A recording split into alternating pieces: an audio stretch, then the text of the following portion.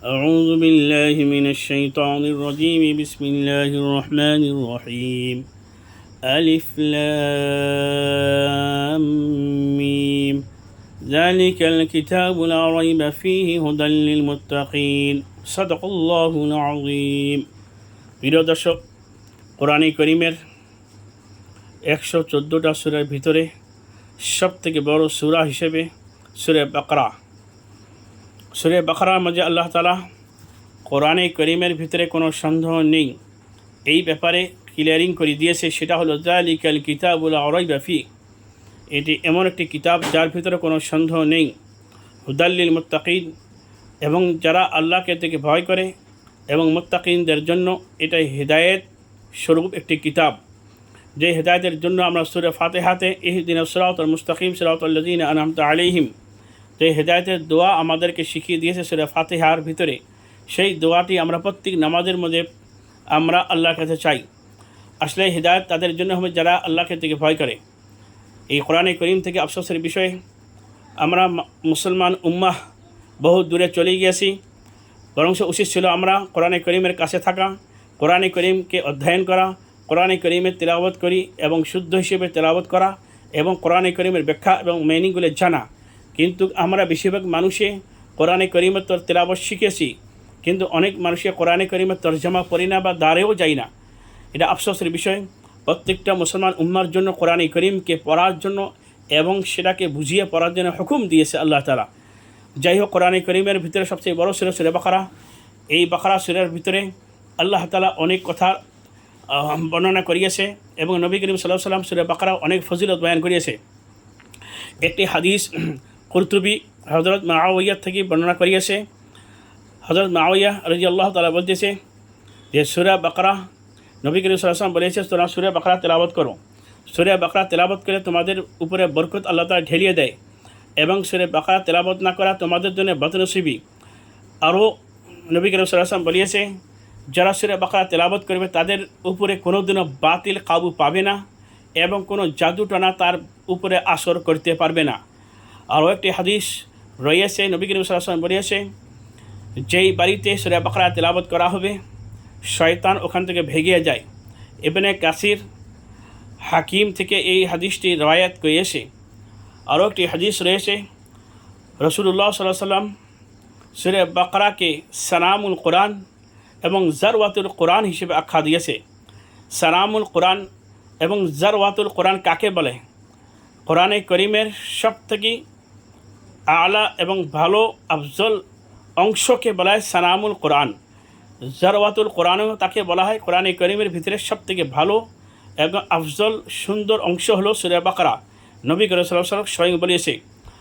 সূরা বাকারার ব্যাপারে আরও একটি হাদিস হয়েছে যে সূরা বাকারার প্রত্যেকটা আয়াত যখন আল্লাহ তাআলা নাজিল করিয়েছিল পৃথিবীর বুকে নবী করিম সাল্লাল্লাহু আলাইহি ওয়াসাল্লাম উপরে, একটি আয়াত নাজিল করতে 80টি ফেরেশতা একটি আয়াত নাজিল করতে অবতীর্ণ হয়েছিলেন।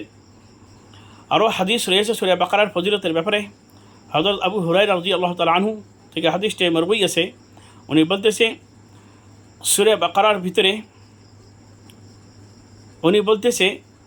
যে এই সূরার ভিতরে একটি আয়াত রয়েছে, সূরা বাকারার ভিতরে একটি আয়াত রয়েছে যে আয়াতটি সমস্ত আয়াতের ভিতর থেকে সবচেয়ে আলা এবং আফজল, সেটা হলো আয়াতুল কুরসি।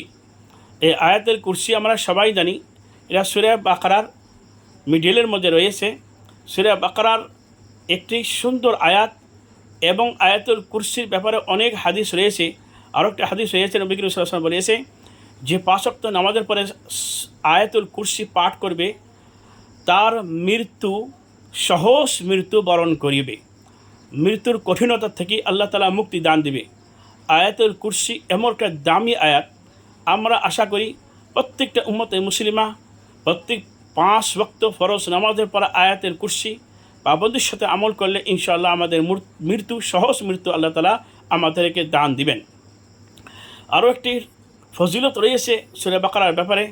আব্দুল্লাহ বিন মাসউদ রাদিয়াল্লাহু তাআলা আনহু উনি বলিয়েছে যে সূরা বাকারার 10টি আয়াত এমন রয়েছে, কোনো ব্যক্তি যদি রাতের মধ্যে এই 10টি আয়াত পাঠ করে শয়তান সেই ঘরে দাখিল বা প্রবেশ হতে পারে না, এবং সেই পাঠকারী এহলো আয়াল পরিবারকে আল্লাহ তাআলা ওই রাত্রের সমস্ত আপদ বিপদ বেমার আজার সমস্ত এইরকম বস্তুর থেকে আল্লাহ তাআলা হেফাজতে রাখেন। তো সূরা বাকারার অনেক ফজিলত রয়েছে। আরও একটি ফজিলত রয়েছে, কোনো মজনুন ব্যক্তির উপরে যদি সূরা বাকারা তেলাওয়াত করা হয় সেই মজনুন ব্যক্তি ভালো হয়ে যায়। সেই 10টি আয়াত হলো সূরা বাকারার, যেই ব্যাপারে আব্দুল্লাহ ইবনে মাসউদ বলিয়েছে, কোনো ব্যক্তি যদি এই 10টি আয়াত পাঠ করে তার বাড়ি এবং পাঠ করনেওয়ালার এবং তার বাড়ির সমস্ত ফ্যামিলি মেম্বারকে আল্লাহ তাআলা আপদ বিপদ বেমার আজার এবং সমস্ত প্রকার রাত্রের কুমঙ্গল থেকে আল্লাহ তাআলা হেফাজতে এবং নিরাপত্তায় রাখে। সেই 10টি আয়াত হলো, সর্বপ্রথম 4টি আয়াত আলিফ লাম মিম থেকে ওবিল আখিরাতি হুম ইউকিনুন, তারপরে হলো আয়াতুল কুরসি 3টি আয়াত, তারপরে সূরা বাকারার লাস্ট 3টি আয়াত। তো প্রথম 4টি, তারপরে 3টি, তারপরে 3টি, তো 6 আর 4 হলো তোমার 10টি আয়াত। আশা করি সবাই সূরা বাকারাকে প্রত্যেক দিন আমরা নিজে তেলাওয়াত করব এবং এই ভিডিওটা আগে শেয়ার করে দেব, যাতে সূরা বাকারার ফজিলত হাদিসের ভিত্তিতে আমরা জানি।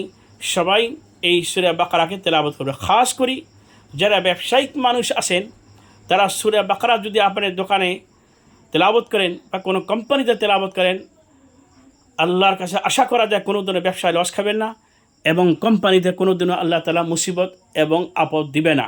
সূরা বাকারা আমরা পাবন্দির সাথে দৈনিক দিন তেলাওয়াত করব। অনিবার্য আমার বাড়িতে আমার ব্যবসায় আল্লাহ অতিরিক্ত বরকত দান দিবেন ইনশাআল্লাহ তাআলা।